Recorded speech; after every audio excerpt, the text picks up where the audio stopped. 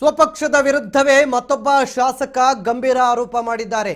B R Patil audio viral ಆಯ್ತಲ್ಲ, ಅದರ ಬೆನ್ನಲ್ಲೇ ಈಗ ಅಂತದ್ದೇ ಮತ್ತೊಂದು ದೊಡ್ಡ ಮಟ್ಟದ ಶಾಕ್ ರಾಜ್ಯ ಕಾಂಗ್ರೆಸ್ ಸರ್ಕಾರಕ್ಕೆ ಎದುರಾಗಿದೆ. ಸ್ವಪಕ್ಷದ ಮತ್ತೊಬ್ಬ ಕಾಂಗ್ರೆಸ್ನ ಪ್ರಭಾವಿ ಶಾಸಕ ಸರ್ಕಾರದ ವಿರುದ್ಧ ಮತ್ತೊಂದು ಗಂಭೀರ ಆರೋಪವನ್ನು ಮಾಡಿದ್ದಾರೆ.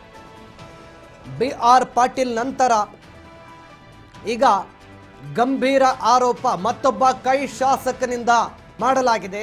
ಬಿಆರ್ ಪಾಟೀಲ್ ನಂತ ಪರಿಸ್ಥಿತಿ ನನಗೂ ಆಗಿದೆ. ಬಿಆರ್ ಪಾಟೀಲ್ ಹೇಳಿಕೆಗೆ ನನ್ನ ಬೆಂಬಲ ಅಂತಿದ್ದಾರೆ ಮತ್ತೊಬ್ಬ ಕೈ ಶಾಸಕ. ಕಾಗವಾಡದಲ್ಲಿ ಕೈ ಶಾಸಕ ರಾಜು ಕಾಗೆ ಇಂಥದ್ದೊಂದು ಬಾಂಬ್ ಸಿಡಿಸಿದ್ದಾರೆ.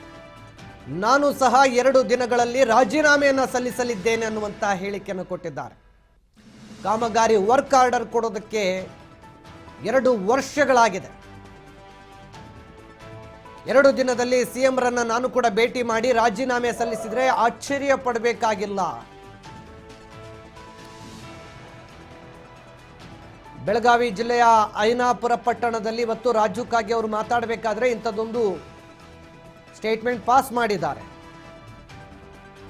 ಸ್ವಪಕ್ಷದ ವಿರುದ್ಧವೇ ಮತ್ತೊಬ್ಬ ಶಾಸಕನ ಗಂಭೀರ ಆರೋಪ. ಬಿಆರ್ ಪಾಟೀಲ್ ಅವರ ಆಡಿಯೋ ವೈರಲ್ ಆಯ್ತಲ್ಲ, ಅದಾದ ಬಳಿಕ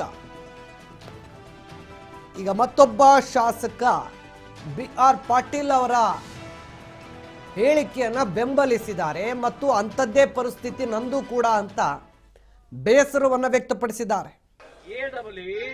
ಎಜುಕೇಶನ್ ಇಂಜಿನಿಯರ್ ಅವ್ರ ಮ್ಯಾಗ ನಿಯಂತ್ರಣ ಇಲ್ಲನ ಮಲಗಿರ್ತಾರ. ನಮ್ಮ ಇಂಜಿನಿಯರ್ ಮಲಗಿರ್ತಾರು. ನಾನು ನೋಡಪ್ಪ ಸ್ಪಷ್ಟವಾಗಿ ಹೇಳ್ತೀನಿ, ಆ ಬಿ ಆರ್ ಪಾಟೀಲ್ ಏನಲ್ಲ ಅದು ಆಪ್ತತೆ ನಂದು ಪರಿಸ್ಥಿತಿ ಆಗೈತಿ. ಬಿ ಆರ್ ಪಾಟೀಲ್ ಹೇಳಿಲ್ಲ ಏನೇಗೆ ಹೇಳ್ತ ಅದೇನು ಸುಳ್ಳಲ್ಲ, ಅದು ಕರೆನೇ ಐತೆ. ಅದು ನಂದು ತಗೋರಿ ಅದನ್ನ. ರಾಜು ಕಾಗೆ ಅವರು ಬಿ ಆರ್ ಪಾಟೀಲ್ಗೆ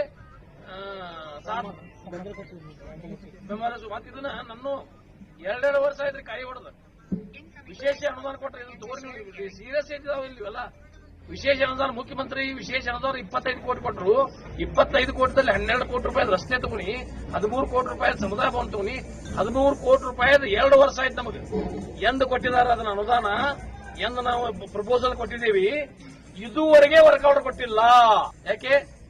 13 ಕೋಟಿ ರೂಪಾಯಿ ಮುಖ್ಯಮಂತ್ರಿಯ ವಿಶೇಷ ಅನುದಾನದಲ್ಲಿ 72 ಸಮುದಾಯ ಭವನಗಳಿಗೆ ಇನ್ನೂವರೆಗೆ ವರ್ಕ್ ಆರ್ಡರ್ ಕೊಟ್ಟಿಲ್ಲ. 25 30 ಇದೇ ಈಗ ಇವ್ರು ಕೇಳಿದ ವಾಲಿ ಅವರಿಗೆ 25 ಕೊಟ್ಟಿದ್ದೇವ್ರಿ, ಉಳಿತು ಯಾಕ 2 ವರ್ಷ ಬೇಕು ಒಂದು ಕೆಲಸ ಮಾಡ್ಲಕ್ಕ. ಇದು ಎಲ್ಲ ವ್ಯವಸ್ಥೆ ಅನ್ನೋದು ಎಲ್ಲ ರಾಜ್ಯದಲ್ಲಿ ಅಡ್ಮಿನಿಸ್ಟ್ರೇಷನ್ ಆಡಳಿತ ಸಂಪೂರ್ಣ ವಿಫಲವಾಗಿದೆ. ನನಗೆ ಮನಸ್ಸಿಗೆ ನೋವಾಗಿದೆ. ನಾನು ರಾಜೀನಾಮೆ ಕೊಡುವ ನಿಟ್ಟಿನಲ್ಲಿ ನನ್ನ ಮನಸ್ಥಿತಿ ಬಂದಿದೆ. ನಾನು 2 ದಿನದಲ್ಲಿ ಹೋಗಿ ಮುಖ್ಯಮಂತ್ರಿ ಭೇಟಿಯಾಗಿ ರಾಜೀನಾಮೆ ಕೊಟ್ಟರು ಅದಕ್ಕೇನು ಬಹಳ ಆಶ್ಚರ್ಯ ಇಲ್ಲ. ಸರ್, ವರ್ಕ್ ಆರ್ಡರ್ ಯಾಕೆ ಕೊಡ್ತಾ ಇಲ್ಲ ಸರ್ಕಾರದಿಂದ?